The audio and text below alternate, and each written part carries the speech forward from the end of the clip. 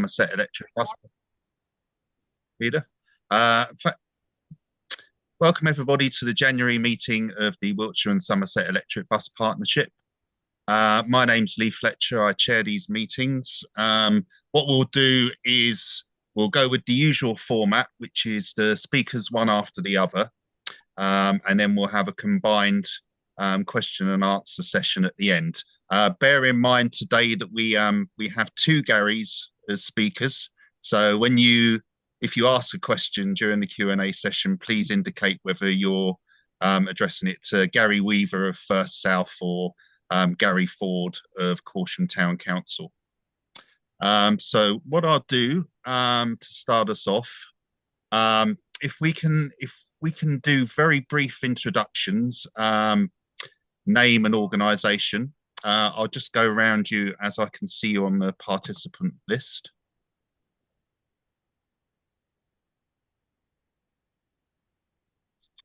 There we go. Right. Okay. I'll start with Peter Travis.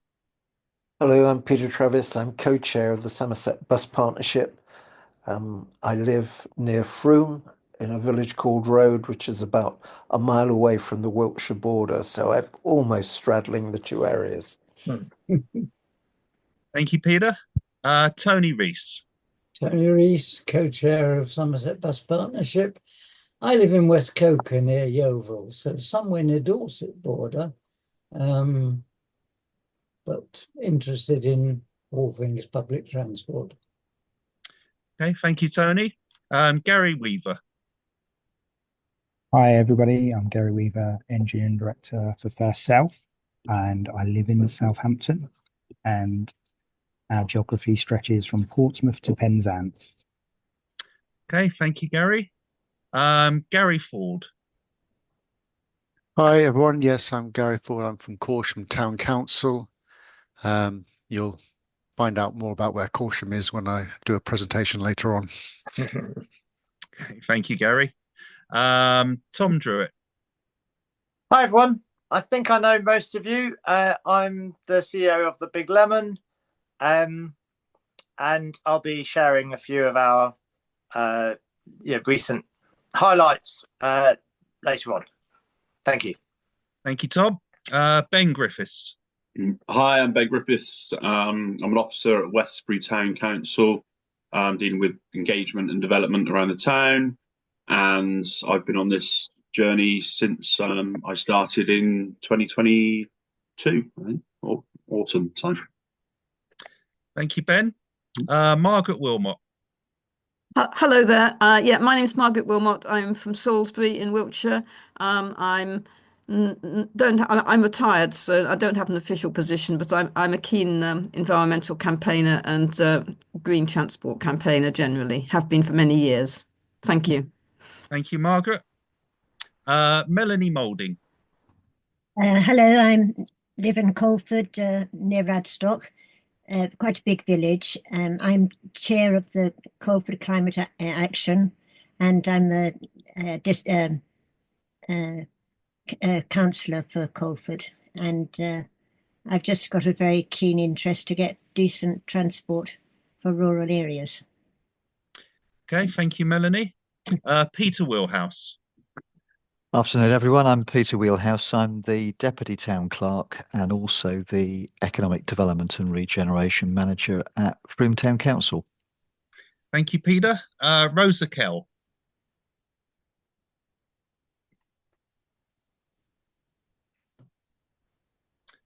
Is Rosa on mute? Rosa, you're on mute if you're trying to speak to us. You just want to give us a very brief introduction? Sorry, folks, having finger problems this afternoon. Rosa Kell, Wells Bus Users, Somerset Bus Partnership. I represent most of the northern Somerset Old Mendip area and cross-county borders in the north here. Thank you. Okay, thank you, Rosa. Is there anyone I've missed? I think I've got everyone on the list here. Okay, what I will do, 2 seconds. Gary Weaver, are you happy to go first now you're here and settled in? Yep, no problem at all. Okay, what I'll do, Gary Weaver is the engineering director at First South.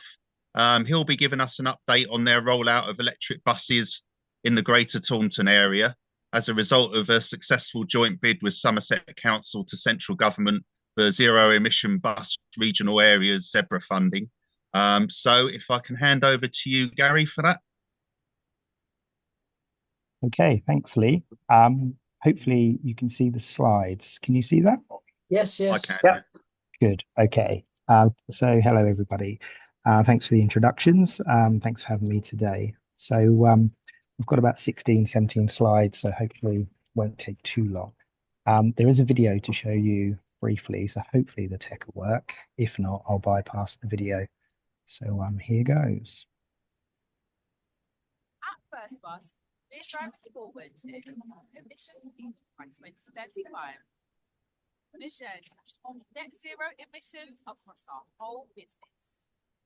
And we're already streets ahead, opening the doors to 3 net zero emission depots with fully electric commercial bus fleets, taking our customers on a sustainable journey, £250 million of investment in decarbonisation. And leading the way with the UK's largest EV charging hub. Next stop, reducing carbon emissions, new buses, and by converting our diesel buses to fully electric. So we'll have over 800 zero-emission buses by 2025. We're turning the corner towards cleaner air for our communities, which means smoother, quieter, and safer rides for everyone using our buses, while all doing their bit for the environment. And we'll keep motoring on with new ideas and innovations, like repurposing land as public electric vehicle charging points, and using the great British weather to clean our buses. Because when we travel together towards a zero emissions future, we're on the road towards a healthier, brighter tomorrow.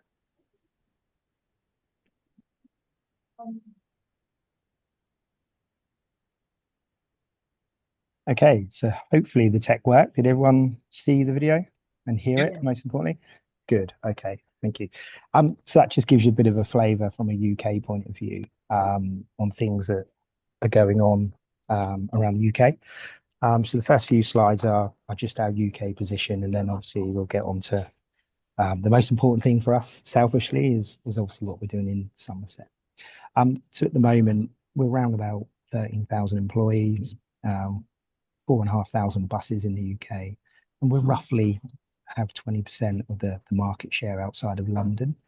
And you may have seen in the press that we're currently going through a merger and acquisition, or an acquisition, should I say, of our ATP in London. So we've decided to get back into the marketplace in London, which is exciting. That hasn't actually gone through yet. Obviously, there's loads of hoops you have to go through to make that happen, but we're hoping back into February and March that acquisition should come our way. Fingers crossed. Excuse me. And we've got 51 depots currently across, or best part of across the UK. That is a change in feast. It does change, believe it or not, quite frequently.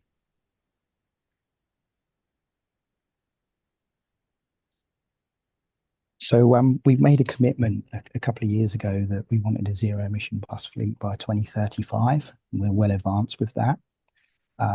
So we don't think there's a risk to that number at the moment. And another big thing that we're doing is obviously working with the government to obviously remove all the diesel trains by 2040. So that's another big push that we're working upon there. So that's the only two things I'll call out on that slide. So things outside of EVs, so decarb for us isn't obviously just about what's happening with buses. Our depots play a huge part as well. So again, currently we have 650 electric buses around the UK.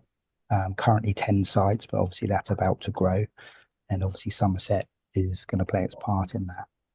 We've also made a huge commitment over the last year or two in putting solar panels across certainly our southern depots, because we do benefit from the best part of the sunlight in the UK.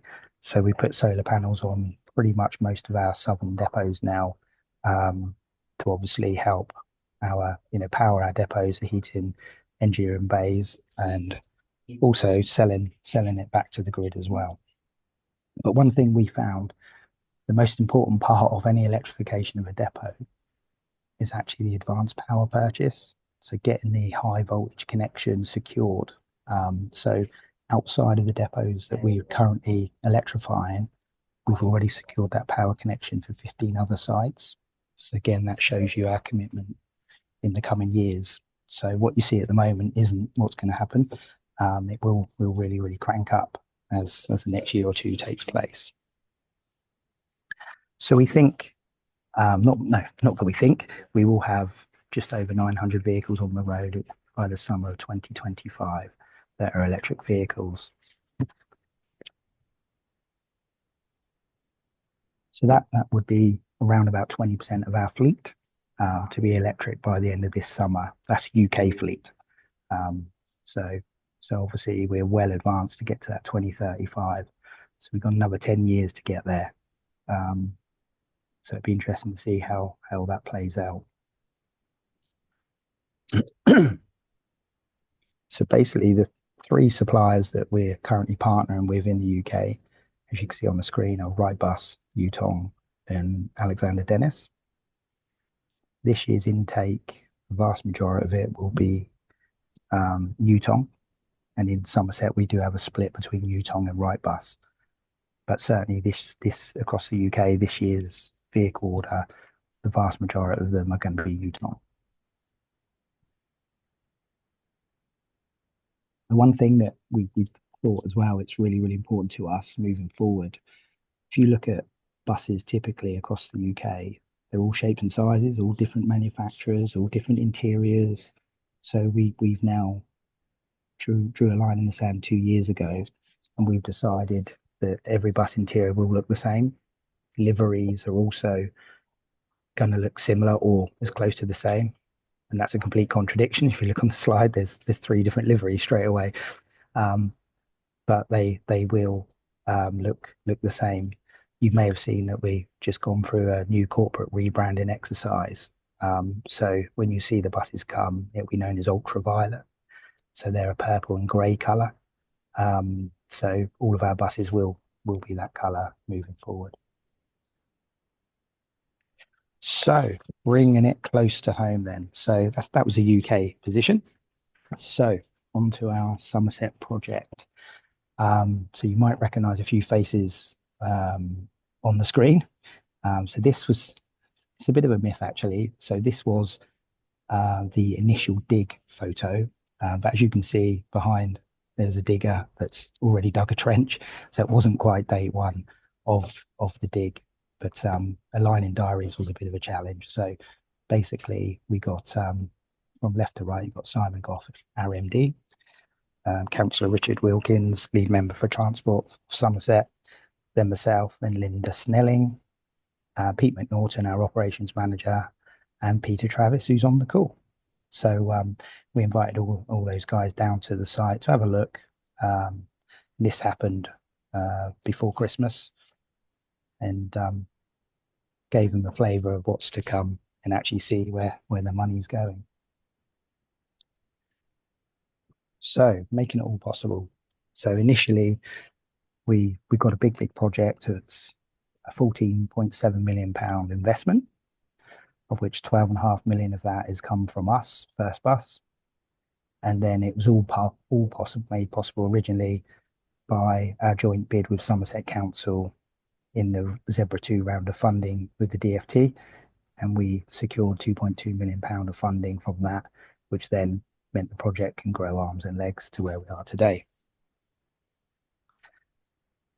So the project's going to deliver 25 buses, and obviously with the infrastructure costs, that equates to the £14.7 million. And the end result puts us in a great position in Somerset, because that's roughly a third of our fleet will be electrified. And the good news from an environmental point of view, each bus obviously saves around 75 tonne of CO2e per annum. So that's a huge saving, and hopefully will deliver the clean air that we're obviously focusing on. And the 5 routes initially that these buses will operate, as you can see there, the 22, 28, 21, 1 and 2. But we are looking currently at what else can we do in the area. There's no promises there, but what else can we do? So we are future-proofing the depots to obviously, if we're successful, whether there's further rounds of bidding, or if indeed we've got to put our hands in our own pockets, at some point we're going to have to get to that 2035.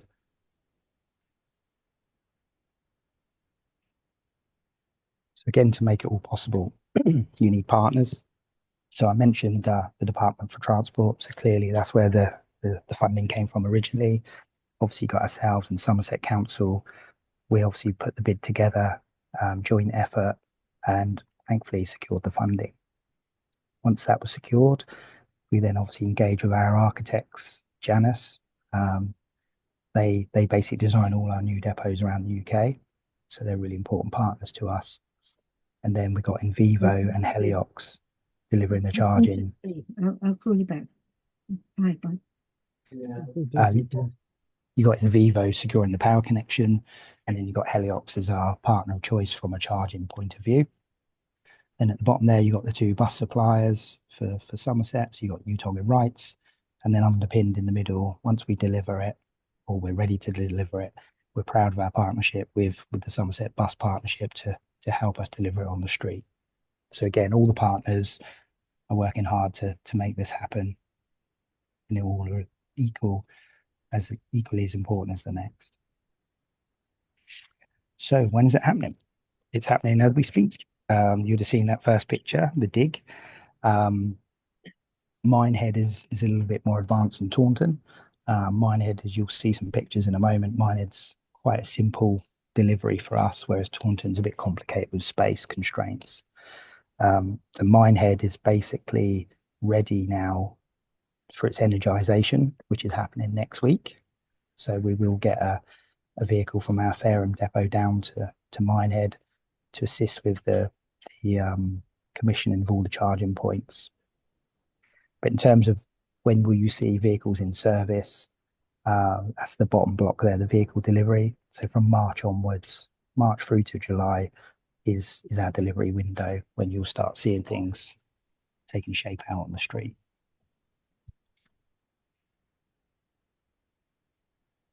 So the charging infrastructure itself, so clearly you get a connection with the grid, high voltage connection into the substation that we have to, and transformers that we have to fit on site, which obviously then go through a panel into the charging points, into the buses. But what's becoming just as important now is smart charging and the back office charging, to make sure vehicles are charging, most importantly. Obviously, with a diesel bus, you fill it up and it's full. Obviously, it's really important with a charger, when it remains connected, it stays charging. That's really important, because we've had some hiccups around the UK where charging was interrupted, and then obviously the run out the following day was interrupted. So we've got back office systems to prevent that now, and to highlight that to people in offices, so that we can do the necessary interventions to make sure everything gets charged before it goes out on the street. So Taunton and Minehead. So the 2 photos, that I'm sure some of you will be familiar with our 2 depots. So those photos were taken before any works were committed to. So Taunton, Hamilton Road, very old depot, very quirky depot, but space is absolutely critical there, and it's a real challenge. Just staying on that top left-hand photo at the moment, if you just look at the green doors, and then to the left of that, it's affectionately known as the house, and it actually was a house. So that is just about to be bulldozed to the left of the doors. So those green doors will be the end of the building. Everything to the left will be gone. We needed to create a bit more space because an electric bus takes roughly an extra 10% of footprint than a diesel bus because of the charging infrastructure required. So clearly, certainly small quirky depots as time evolves, there's a hell of a lot of work to be done to deliver the projects. And then you can see the bottom left-hand corner, the Minehead depot. Obviously, it's a lot smaller, but it is all yard space, so it's quite easy. It's not really a complex delivery for us to make this one happen. So all in all, there's going to be 14 Heliox Rapid 150 kilowatt dual-headed charging points being installed. So you can charge 2 buses per charger. So 10 in Taunton and 4 in Minehead.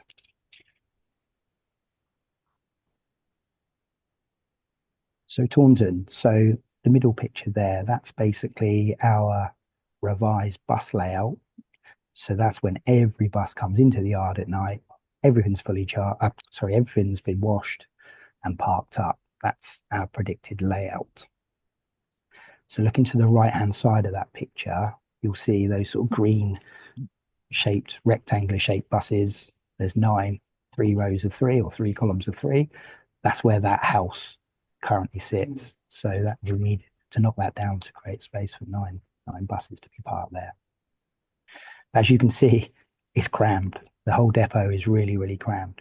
So, and we have to, my guys have to maintain vehicles, obviously, around that as well. So you can just imagine that's a real challenging project to deliver.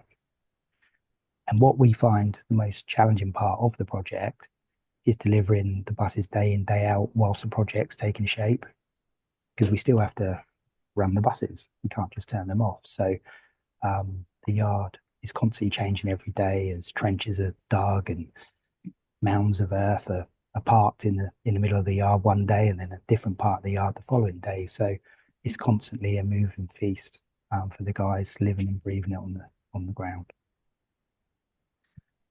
Also, knocking down that house, obviously it currently houses administration staff, so we have to rehome those guys. So if you look at the picture in the middle again, and if you can see the reddy pink coloured buses at the top of that, just to the south of that, so I hope you can see my cursor. That portion there is going to be a refurbed office, which is basically the bottom right-hand picture. You can see that framework, studwork, walling is just going up now. So that is basically going to be here because we have to, we've got a driver training suite currently in the house that has to be rehomed. And then our engineering management offices also have to be rehoused in there. So again, that's added another complication to the project. Moving on to Minehead. Very, very simple. Okay, top left-hand picture. Buses are crammed, but nonetheless, they're stacked neatly. The charging points are down. Again, if you can see my cursor, the charging points are down the southwestern corner of the site. So again, it's quite neat, quite simple, very few offices. It's literally, hence why they're ahead of schedule on the project. So moving on to the buses themselves. So we are going to be getting 16 Yutongs, which 12 will be double deck, 4 will be single deck. The picture on the left-hand side is actually already in the UK. I don't know if any of you went up to the bus show before Christmas, but that is a picture at the bus show, and that is our bus. That is the prototype. That the moment we get some charging points commissioned in Somerset, we'll be receiving that bus. So that bus has now been in the UK for a good few months. It's currently set up at Pelican, who are the home dealer for Yutong. The bus on the bottom right-hand side, that's just a picture of an E12. So that's not the livery that we will be receiving. The livery is the bus on the left-hand side. That's that ultraviolet colour I mentioned earlier. So each one of these buses will deliver 422 kilowatts per hour of power, which gives us, we think, around about 180 miles of range. And that has been tested in Sheffield So that bus has been put through its paces on the streets, in service, in Sheffield, which those of you know Sheffield from a topography point of view is a very hilly city. And of course, it does have a challenging winter as well. So, but we're confident we'll get at least 180 miles of range with those vehicles. And the anticipated delivery is March. The right buses, of which there's 9. The picture you see is actually one of the buses that we operate in Fareham, not too far from where I'm sat today. So that is exactly the same bus that we will be receiving in Somerset, albeit the livery will look different. It'll go to the ultraviolet colours, but that is the same bus. What we have done, the bottom picture there, so these buses will operate on the 28th service, so from Taunton to Minehead. And we have particular issues there with capacity, passenger loadings, and also luggage because of butlins. So basically, the reason I put that picture on the screen is you can see, again, I'll wave my cursor, hopefully you can see that. There's a luggage pen both sides for additional luggage. And also there's a luggage pen going to sit above the seats here. So there's 3, if that makes sense, without reducing the seating capacity of the bus, which is obviously vitally important as well. But these buses actually have an extra string of batteries. So they have 567 kilowatt per hour of power. So we believe we'll get well in advance of 200-mile range with these vehicles. The vehicle on screen, we are getting 200 miles of range out of now, and we're living and breathing that in Fareham. So with the additional battery capacity, we're going to be well advanced with the 200 miles. So that's quite exciting. And hence that's why we chose Wrightbus for that particular route. And the delivery for those, sadly, is July. So that was delayed quite early in the project, but it is going to be July. So staff engagement, very, very important to us. So basically, we've tombolaed or raffled for some of our staff to be the lucky recipients of a ticket to go over to Ireland, Ballymena, not to China, to Yutong, but to Ballymena in Northern Ireland to visit the Wrightbus factory. And you can see those pictured in the middle with our MD, Simon Goff. So there's couple of engineers and a couple of drivers there, so they can actually see the vehicles being built, which is quite exciting. And then obviously they can take that back to the shop floor and discuss it in their canteens, which was good. And finally, staff training, obviously very, very important. So first and foremost, once we have charging points commissioned, we'll get a test vehicle down to both sites so that we can commence the driver and engineer and familiarization, because driving an EV is certainly different to a diesel variant. Obviously, from an engineering point of view, clearly there's a safety implication as well. So we spend a lot of time training the engineers, upskilling them into the world of EVs. Risk assessments clearly have to be done, route risk assessments. And then one thing we're working with our partners in Optibus is now working at an optimum schedule for running the buses, obviously making sure that they operate within range, because that does change seasonally as well. So that's something that is constantly evolving, and we're at the forefront of doing that. So that's quite exciting as well. So, well, that's it for me, guys. Thanks for listening. Hopefully you took it all in, and there may be some questions later on. Okay, thank you very much, Gary. I've just been informed that you may have to leave sort of dead on the dot around 3.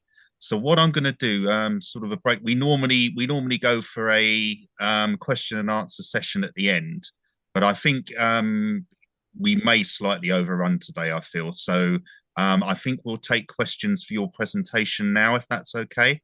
Okay. What I'll do, first off, because we've got one in the chat, I'll go for that first. And then I'll ask people to put up their hands for questions. So we've got one from Rosa Kell, which is that her understanding is that South Somerset buses do an average of 250 miles per day. How does the 180 miles on an electricity charge equate?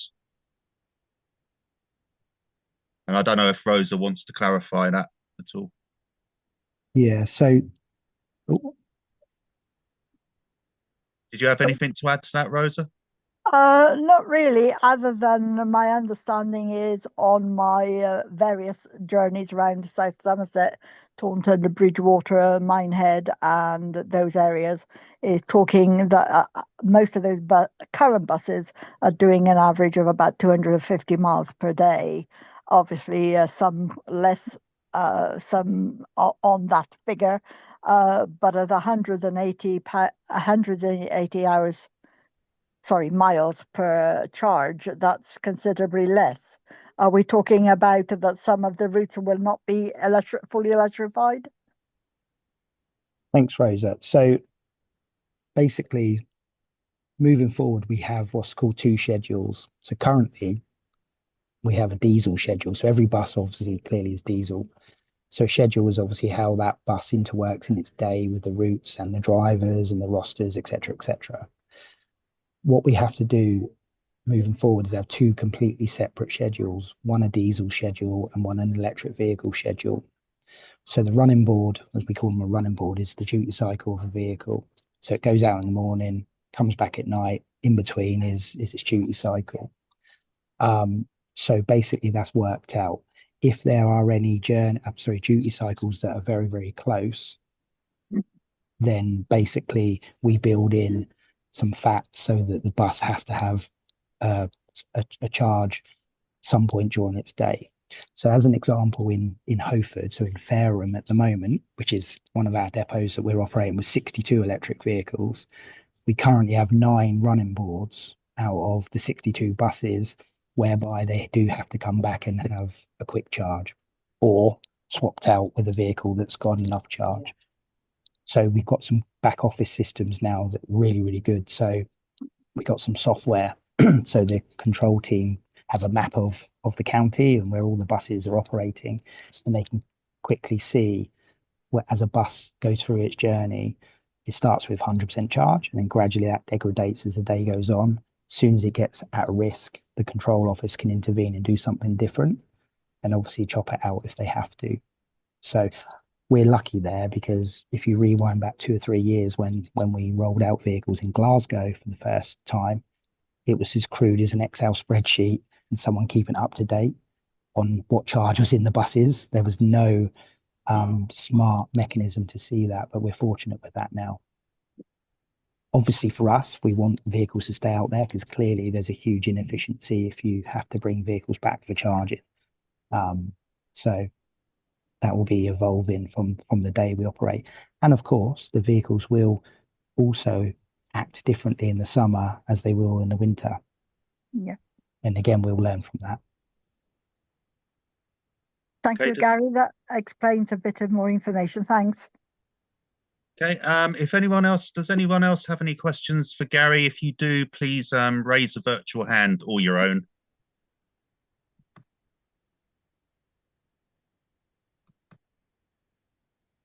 Okay, I have one.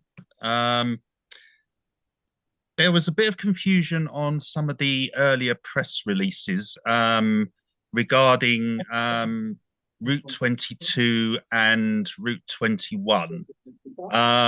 Will the buses on Route 21 go all the way through to Burnham, and will the ones on Route 22 do the X22s through to Tiverton? It's a very good question for an engineer. I'm not quite sure, Lee. I can certainly speak to my commercial colleagues to find out the routing of that. So that was so you wanted to know about the 21 and the 22. Okay. Yes, because obviously the original press releases say Taunton to Wellington for the 22 and Taunton to Bridgewater for the 21. So it's just, obviously we've been asked by a couple of people whether it's going to be the full route or whether they're just going to do those bits. So if we could get clarification on that, that would be great. Yep, no problem. I can get that and I'll get the info to you. Thank you very much. Does anybody else have any questions for Gary? Melanie Moulding? Hello, is my sound on? Yes. Can you hear me? Yes, it is. Oh, good. Okay. Thank you. That was very interesting and exciting. So many buses. But I just thought you seem to be right over in the west of Somerset. What about us in North Somerset here, around where I live, south of Bath? Will we get any of your buses this way? Okay. Thanks, Melanie. So for my area, obviously the buses are on the 5 routes that we described. So currently, the mechanism to really push on with electric vehicles in the UK at the moment is we've all been fortunate with the Zebra 2 or Zebra funding. So there was Zebra 1, then 1.5, then 2 and 2.5. So that's the main avenue to get vehicles in, and there's quite a big stipulation on how you receive that funding, and obviously with joint partnerships with local authorities. So we've gone through that process, and at the moment that process is exhausted. So now 2 things: we're either waiting potentially for are there any other funding mechanisms that the government, of course we've got new government as well, are there any other funding mechanisms that are going to be released? If so, then naturally we'll do our damnedest to be part of that. If not, then clearly we're going to have to fund to get to our 2035 goal. Clearly, at some point, we're going to have to dig deep into our own pockets to push on with that.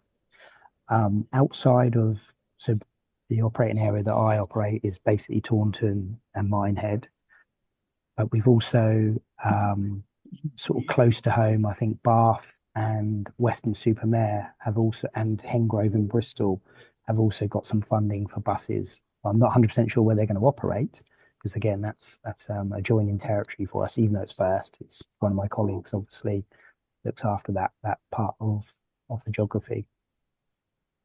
Okay, thank you. We're not. Yeah, and obviously, with your own route, Melanie, is a Somerset Council tendered route. So the ultimate responsibility for that is going to rest with Somerset Council to make the decision with whatever bus operator partner actually ends up running your buses, which is at the moment you've got Libra at the moment, haven't you? Yeah.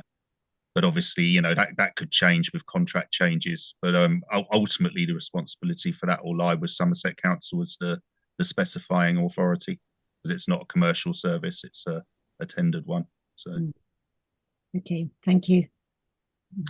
Okay, thank you very much, Melanie. Any other questions for Gary?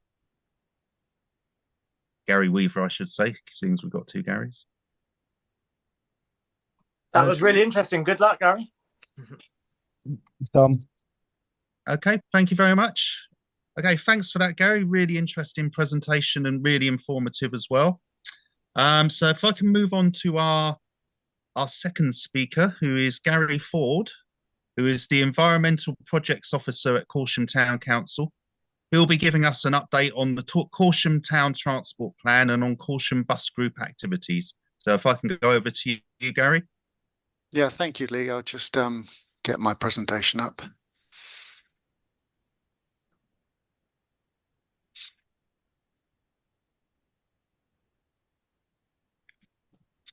Okay, hopefully that's up and running for everyone. That's fine. Good. Okay, yeah, my name is Gary Ford. I'm the Corsham Town Council Environmental Project Officer, and also a member of the Corsham Bus Action Group, which I'm giving a little chat to you today about a couple of things, like Lee said. So first of all, about the transport plan that we are currently going through with the aid of consultants Urban Foresight. So we're looking to kind of produce a holistic view of all transport across Corsham Parish going forward for the next 10 to 15 years, what we'd like to see, what improvements we are, what issues we're facing, and how we can make our transport system be integrated and to deliver the best it can for our local community. So start off about Corsham, where we are, who we are. So Corsham is a market town located in northwest Wiltshire. So there it is on the map. We're a parish of approximately 15,000 people made up of the market town and a few surrounding villages. We tend to have very good east-west bus links between Chippenham and Bath. It's a main bus route and we are fortunate to be on it, which go down the A4. We have very poor bus links to other parts of the local area and the network, specifically north and south. We don't have very good links at all. We have one town bus at the moment, the number 10, which services the town and the surrounding villages. We're on a main railway line, but we don't have a station, which is another major issue that we're trying to address with transport. So the town transport plan that we're looking to put in, the consultants are using our own strategic plan as the basis of creating the town transport plan, and the 4 key areas of our strategic plan: the environment, transport, obviously, business economy, and community well-being. What the consultants did to begin with is they started off by actually visiting the area, looking at some of the problem areas to get a better understanding of town transport issues and transport within the area. And they started off by having a workshop where we invited quite a large number of stakeholders to this workshop, which was held a few months ago now. So stakeholders from areas such as active travel, bus groups, local public transport groups, and other relevant stakeholders like large employers like the Ministry of Defence, for example. We had bus operators from the local community, and also the bus officers from Wiltshire Council were also present at this workshop, where we tried to identify issues and potential opportunities when it came to transport going forward. So when it came to, and after this, they also did a number of one-to-ones with these stakeholders and with various other groups like the schools and etc. to get further information on transport and transport issues. So from the information so far, what we've got from the consultants is when it comes to buses, they've highlighted the need to introduce low carbon and fully electric buses, for business and economy, increased evening bus services, to better integrate our services with local rail, for example.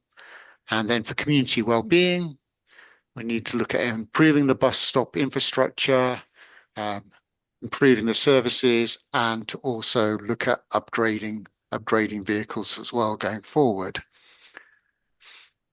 So some of the main highlights or issues that they pulled out so far from their consultations: we've got a poorly integrated public transport. There's a limited service connecting our villages to the town, and also, like I said, in some cases, connecting the town with the wider environment. And they've produced a draft objective so far to increase access for everyone to key employment, education, healthcare, social and leisure opportunities through viable public transport.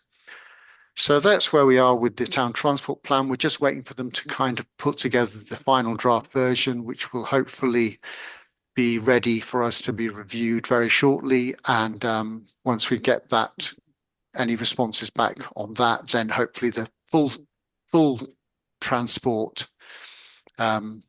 document will be ready within the next month or so. We're hoping to have a transport plan in place. So to help deliver on the bus objectives in particular, we have the aid of, so I'm just trying to move something out the way here because it's kind of blocking my screen a little bit. Currently we have a bus action group.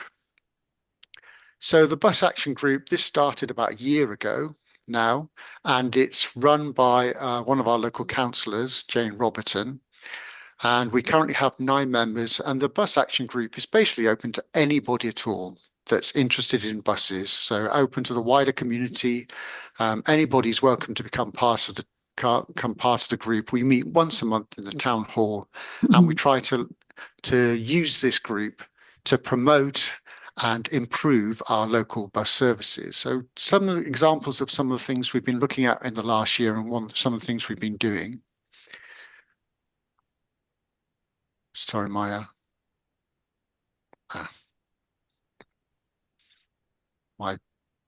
presentation has stopped. There we go. So activities that we've been doing so far.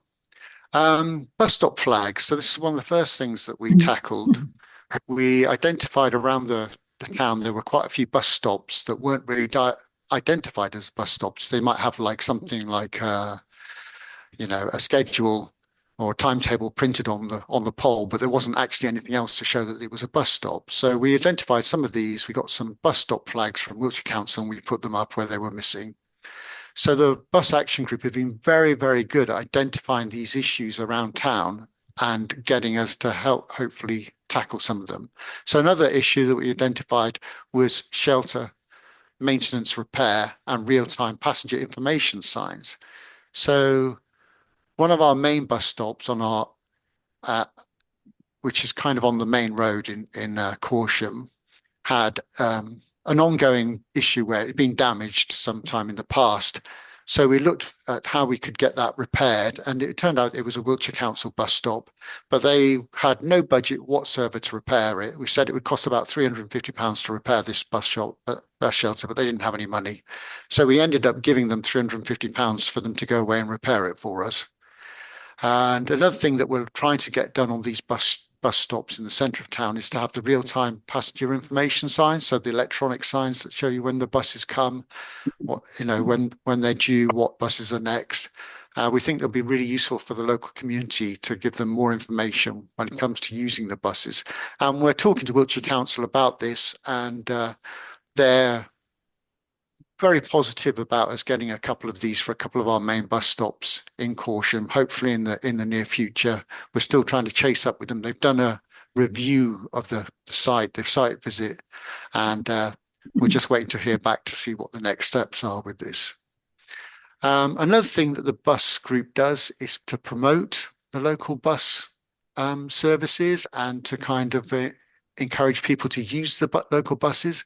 So, for example, one of the things we do is we have a display, and this is a permanent display at the moment, which is at the local kind of health centre, swimming pool, library building in Corsham, the community centre. And it's there just giving some people some kind of information about local bus services, some bus timetables and stuff. And what we do as a bus group is we take this and we'll give presentations to various groups around town, or we'll take it to events, town events, and we'll have it out and about. Or we'll take it to the local supermarket and have it there as well to kind of engage with people and get quite a lot of very good engagement with people when we do these activities, when we do kind of stand there and hand out bus timetables and stuff. Lots of people tend to be really interested in the buses and what we're doing.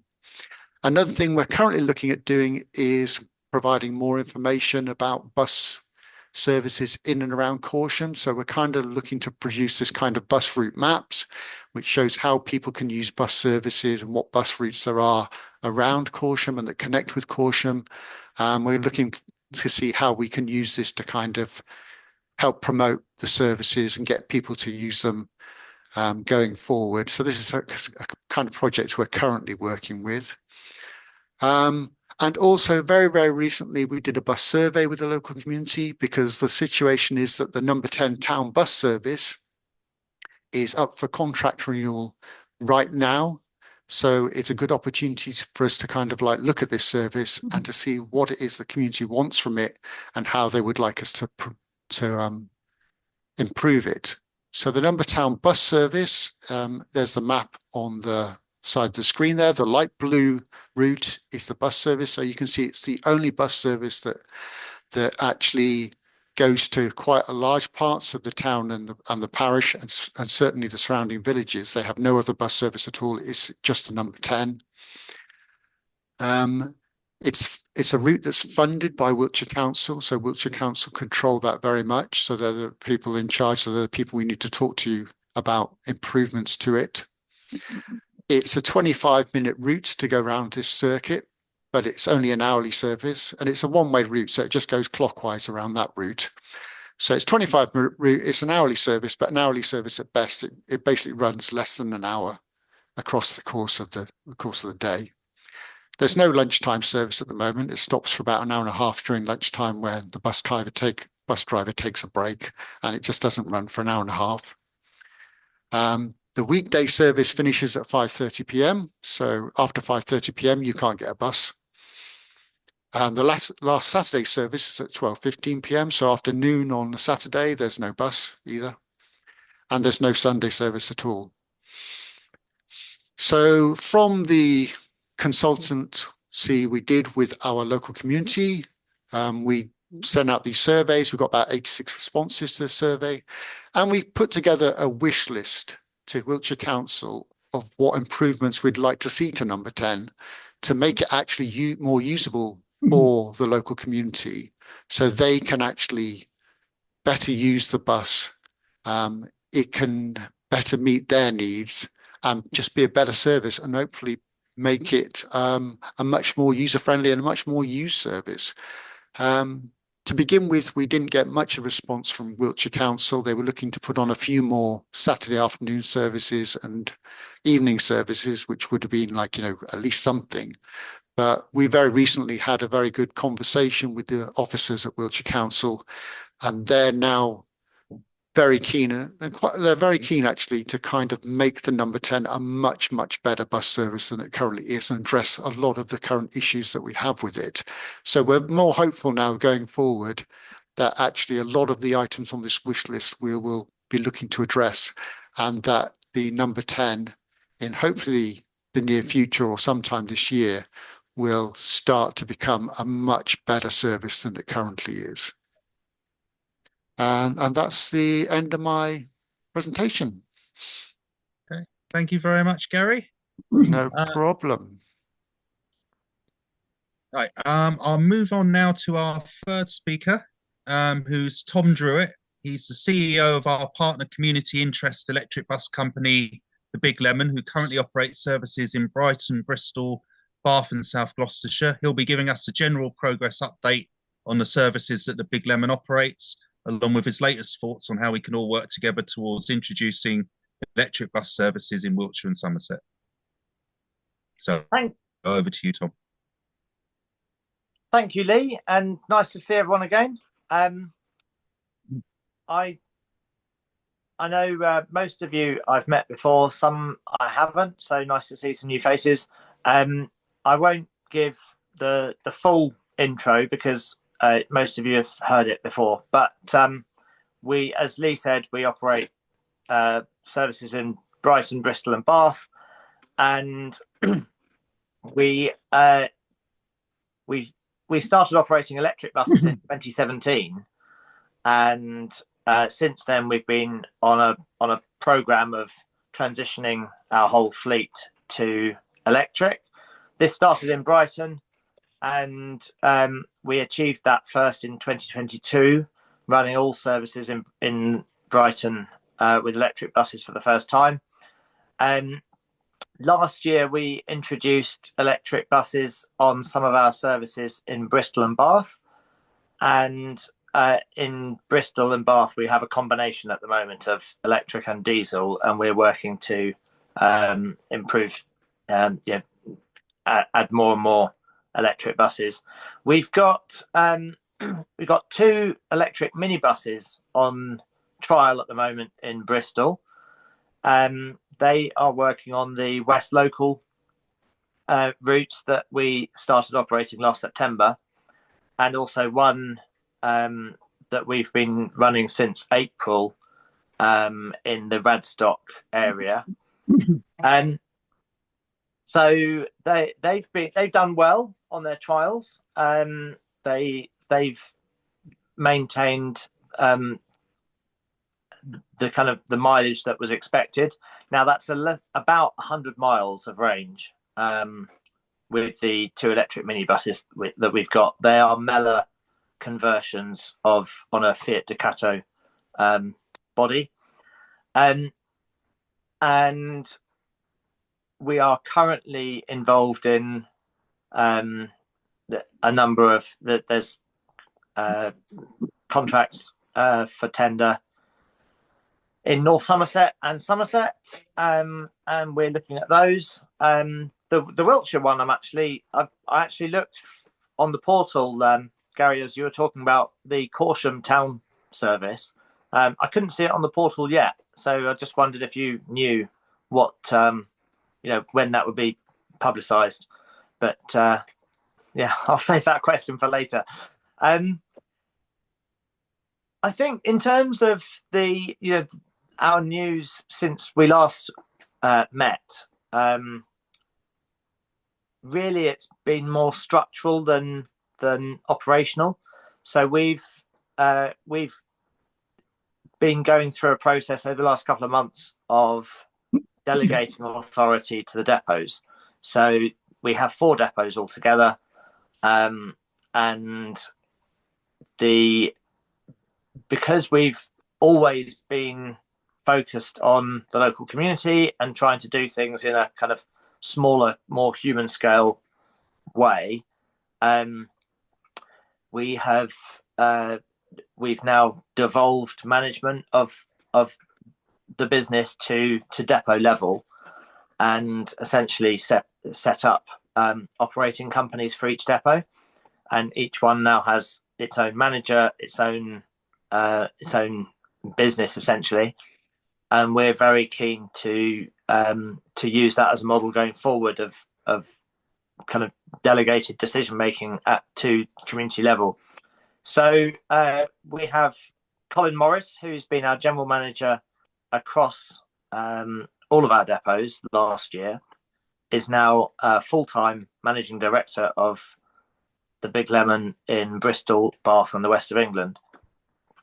So at the next meeting, I'd like to introduce him to you all. I think some have already met him, but it'd be nice to bring him along next time, and then future meetings you'll see either me or Colin. Yeah, if you're lucky, you'll see Colin, and if you're unlucky, you might end up with me. But that's really been our focus over the last few months, putting that in place, doing a lot of training with new managers. We've been recruiting managers for our Brighton and Hailsham depots, and we've been essentially trying to kind of incrementally push forward the electric transition at the same time. As obviously Gary kind of highlighted very well earlier, our first Gary, it's very expensive to implement electric buses. I think actually it was really good to see what First were doing, and really impressive to see the kind of budgets that they've allocated to electric transition. It's not cheap. It takes time. Obviously, there are complications also in terms of infrastructure that Gary demonstrated earlier. So we're doing what we can. It's never fast enough for me, but we are getting there, and we now have 7 electric buses now allocated to Bristol and Bath services. So hopefully, next time we meet, we'll be able to show an improvement on that. I think that's it. Any questions? I think it's probably about 3 o'clock now as well. So yeah, spot on. Thank you, Lee. Thank you, everybody, and happy to take any questions if there are any. Okay, thank you very much, Tom. I think what we'll do now then is we'll have our combined question and answer session. So if anyone's got any questions, I know Gary Weaver's about to leave us. So thank you very much for coming, Gary. It's really informative presentation, and also Gary and Tom's as well as ever.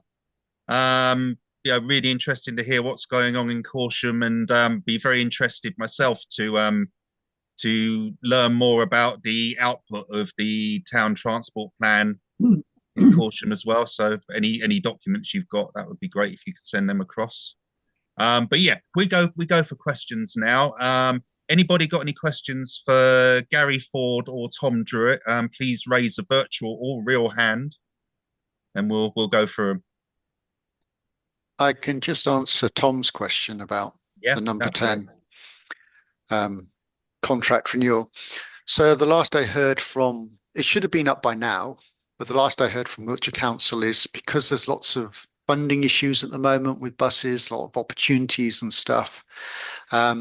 What they're currently looking to do is maybe just extend for another 6 months the current, or put in place a temporary 6-month extension of the current contract, and look to do this 6 months from now, which will also give them the opportunity to address our wish list as well, to look at ways to improve it. So they're due to come and see us in March to have some meetings with us and local stakeholders about the number 10. So that's probably why it's not up right at this minute. Thank you. That's helpful. Okay. Does anybody else have any questions for Gary or Tom?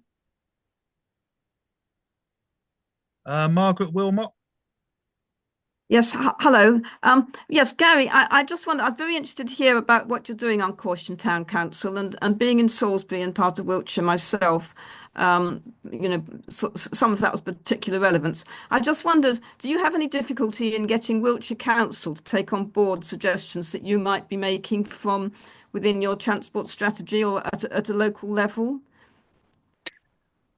It's been quite mixed, actually, Margaret, to be honest with you. I've been shocked in terms of things like trying to get a bus shelter repaired. They don't even have £300 to pay for bits of glass to put in one of the bus shelters. That was a complete, faff in terms of we would have done it directly ourselves. It wouldn't have been a problem, except that there's apparently some kind of potential outstanding legal issue because somebody fell over near it.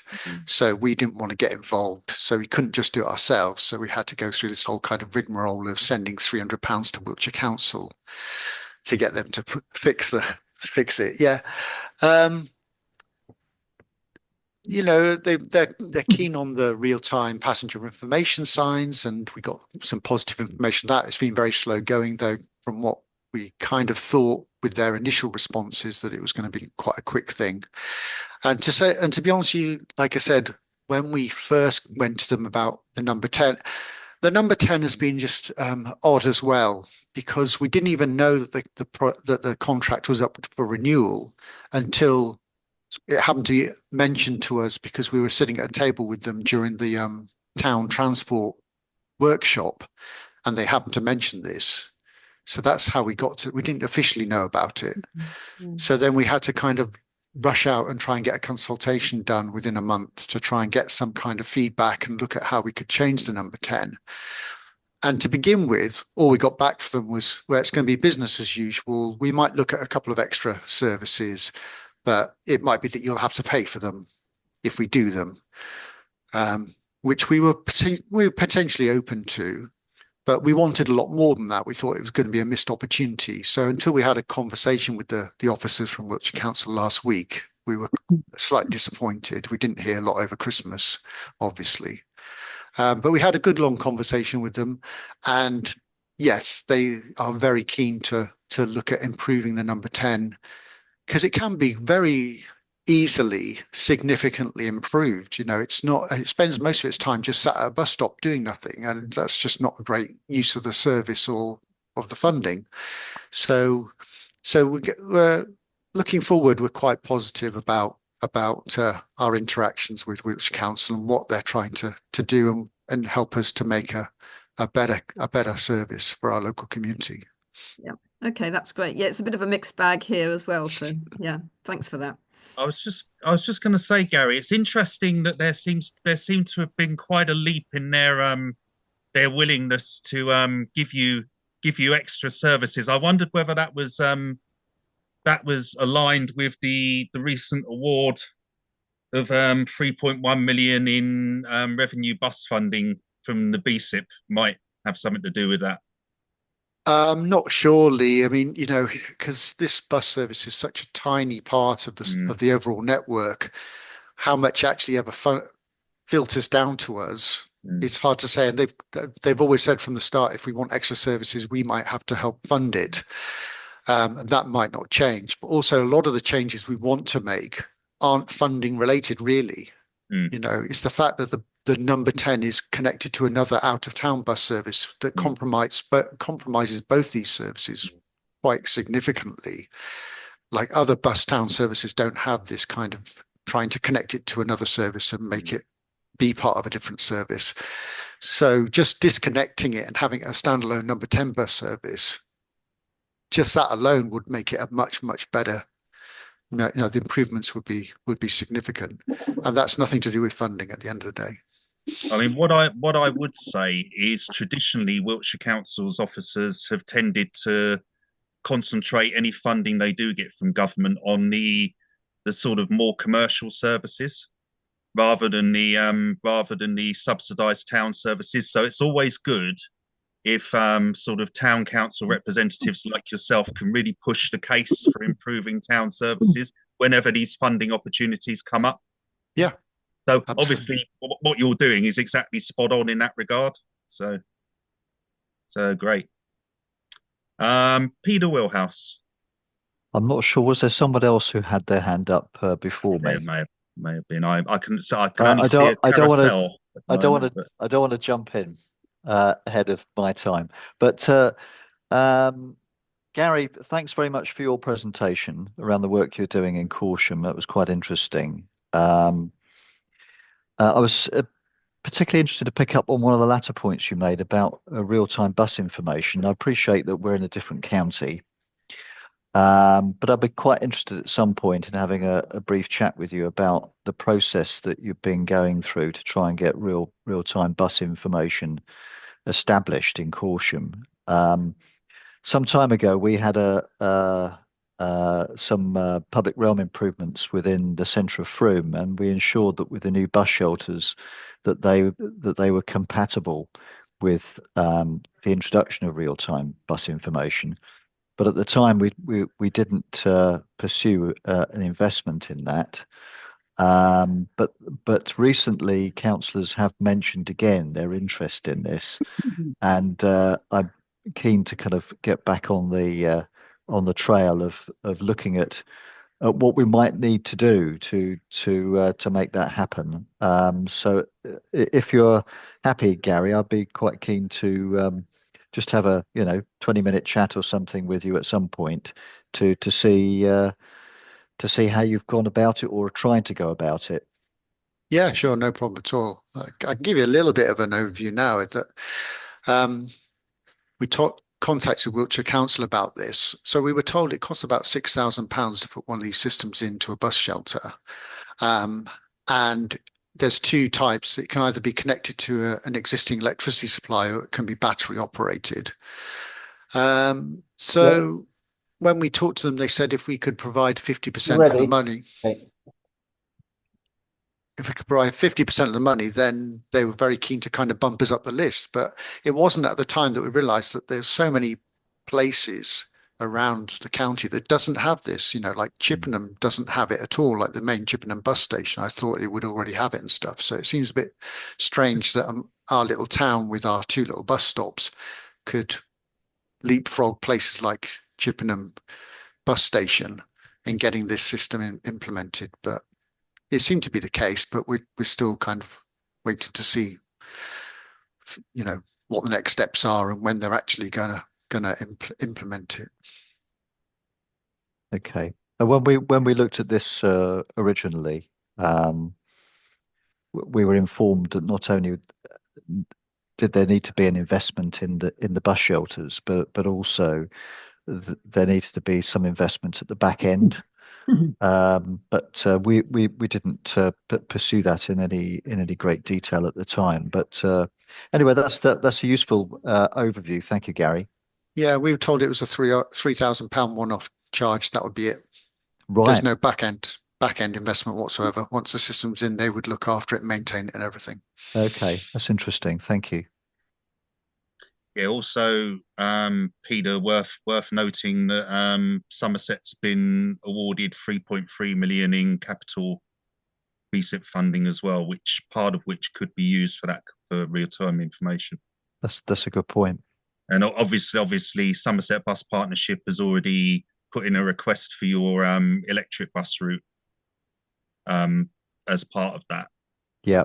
So obviously, you know, if you have conversations with the Somerset Council officers, obviously worth reminding them that they do have, you know, basic capital funding to be allocated, and real-time information could be part of that. Thank you. You're very useful. Yeah.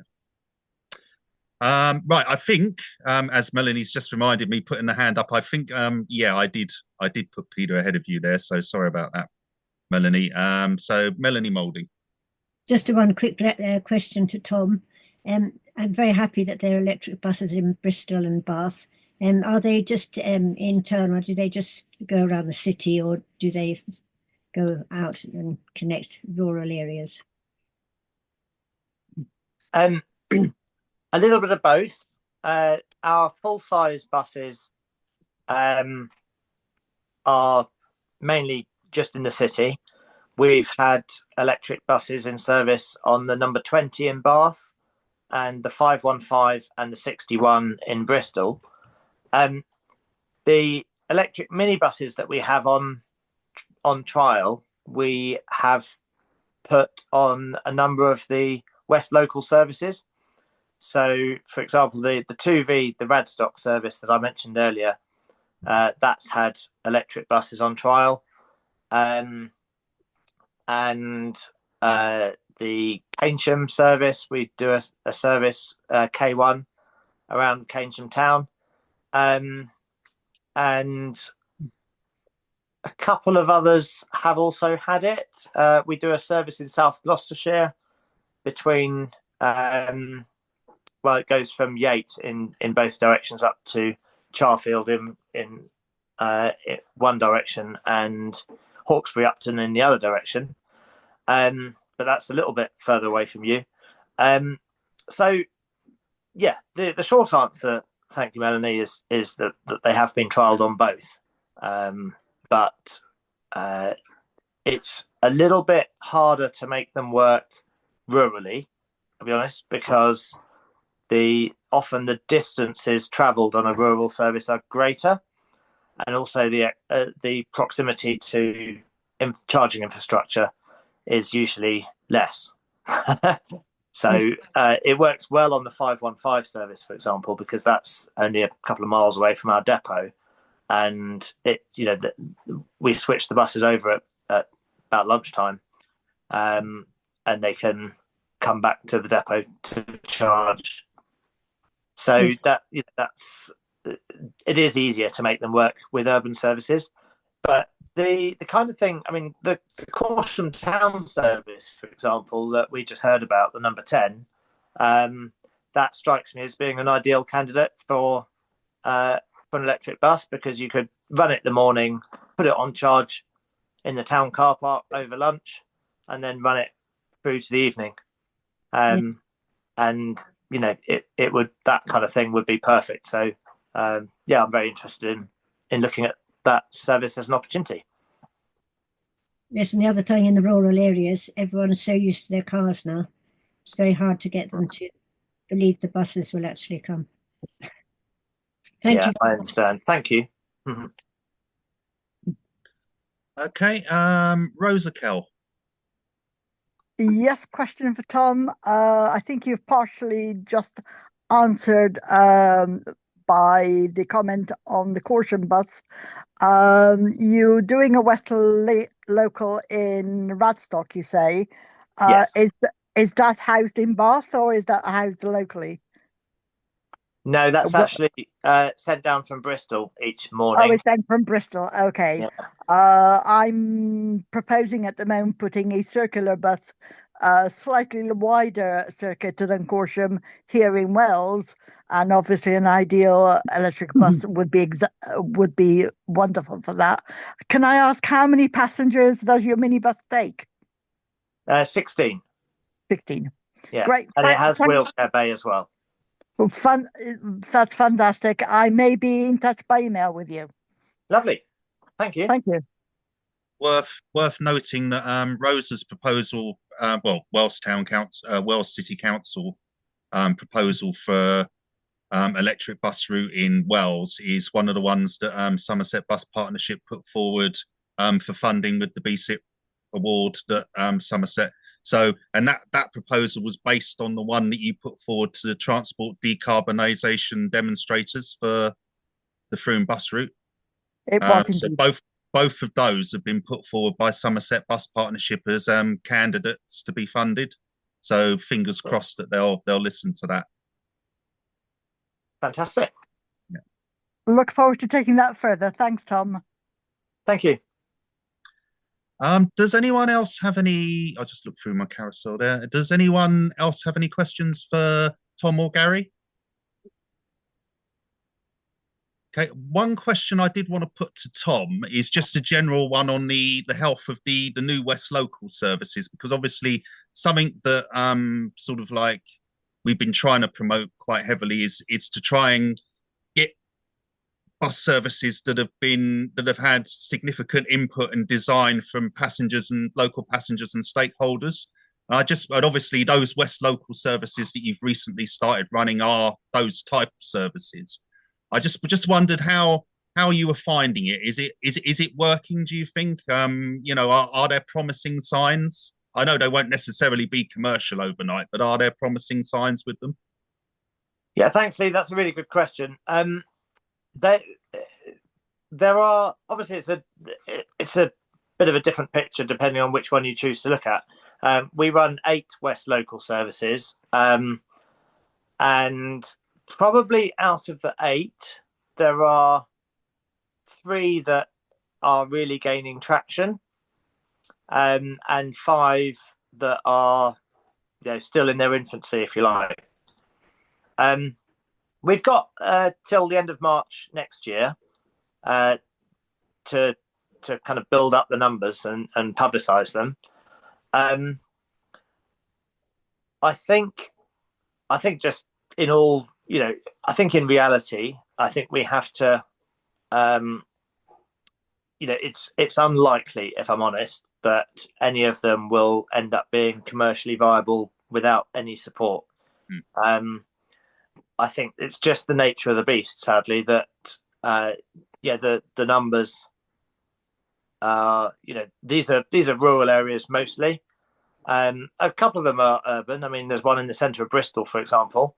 But they're mostly services that obviously didn't exist before, mostly because no commercial operator saw a business opportunity there. So I think that probably the best outcome we can aim for with the West local services is that we demonstrate enough growth and enough contribution to the running costs and enough social need and enough benefit to the local economy, the local community, to then warrant hopefully a small amount of support ongoing from local authorities in terms of subsidy for supported bus routes, in order to enable them to continue. I think it's not realistic to think that any of them will be able to wash their face independently, but I think our goal should be that we build them up enough that the subsidy required to continue is affordable. Yeah, no, I mean I agree with that. I mean that's exactly how I look at it as well. But I suppose what I'm thinking is, are they showing enough promise to be able to do that going forward in terms of them being useful to the communities and the passengers and that they serve, and obviously being worthwhile to invest that subsidy or that council investment in. Do you think they're Yeah, I think positive? I think it goes back to the kind of 3 and the 5. it's, there are three of them that are growing well enough in order to give a really good case in 11 months' time or whatever, for continued funding. I mean, I say 11 months. That's they're funded for another 14 months, but obviously decisions on future funding will need to be made in advance of the end of the service. I think that the other five, very much, work in progress. I wouldn't rule any of them out. I think that our biggest takeaway is that without fail, every single one of them has demonstrated a social need and has enabled connections and, education, employment, and so on that just would not have otherwise been possible. And we've had, we've done a number of surveys with the community groups that have organised them, and they have all demonstrated benefit to the local community. I think it just comes down to the numbers. Unfortunately, with councils' budget challenges that they currently face, I think if they were going to take a decision tomorrow, they might choose to fund 3 out of the 8 going forward. Yeah, no, I mean, I suppose looking at it from the perspective of someone like myself who puts together bus service proposals, it's interesting to know whether there's aspects of them that are making them work, if you see what I mean, and aspects of them that are slowing that are leaving the others behind. I guess you wanted to put it like that. I mean, is there a special source, or if the 3 have got that the 5 haven't? It's difficult to really find the common, to see at this stage what's made those 3 work better than the others. I think an obvious one is just size of the catchment area in terms of population. We've the ones that have larger populations on their route are doing better. For it's kind of, it's not not unsurprising. Totally obvious, really. But it's also it's not universally true. So I think there are other factors that come into play as well, such as availability of alternatives, and where a service makes connections that literally is not possible in any other way. That has also shown to be a strong draw for people. Okay, so basically you need to look at all the unique factors of each of the different routes, is what you're saying. Yeah. Okay, thanks for that, Tom. Tony Rees. I just wanted to follow that up with, you were saying they won't be commercially viable, and that's understandable. You're also saying that they could contribute significantly to whoever's funding them. What sort of prices do you charge on yours? Are they anywhere near the same sort of prices that Somerset charge for its demand responsive transport? You'd have to remind me what prices they do charge. Well, the new digital one has been introduced at a very low cost. Sort of £2 or £3 for each journey, no matter how far you go within the area that it covers. The other Slinky services I'm still looking at, and I'm going to try a couple this week, are more like £5 or £6. All right. No. So we're not. Are they going to generate enough revenue to actually be significant, or are they, the £2 and £3 that the new digital one charges? I don't think it's ever going to get anywhere near the costs of running it. So I'm just wondering, again, with those 3 that are doing well and the 5 that aren't, is cost a significant factor to the user? That's a really good question. It's also, obviously, we've had the increase in the fare cap recently, so that has in a way, there's an opportunity there to kind of test their commercial. If the fares go up, how many people decide it's not worth it anymore? That kind of question. We've worked on the basis that at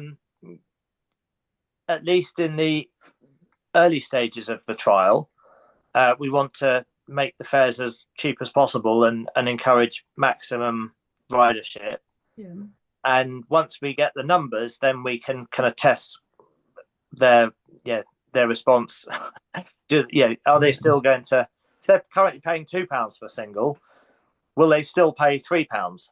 So you're using the fare cap because we have. Well, you see, they're WECA funded services. Yeah. So currently, the WECA fare cap is still £2. Yeah. So but the Somerset's link are not limited, but by the fare cap. Yeah, no. So our maximum single ticket is £2. Is still £2. And then we have a short hop, which is £1. Yeah. And our return ticket is £3. So they are very affordable. I don't think anyone would be put off on price. I think if we can kind of focus on the first year on building up the numbers as much as possible, then maybe towards in the kind of the last 6 months before the end of the trial, that might be the time to test actually how, can we put the prices up a little bit and increase the revenue to bridge the funding gap.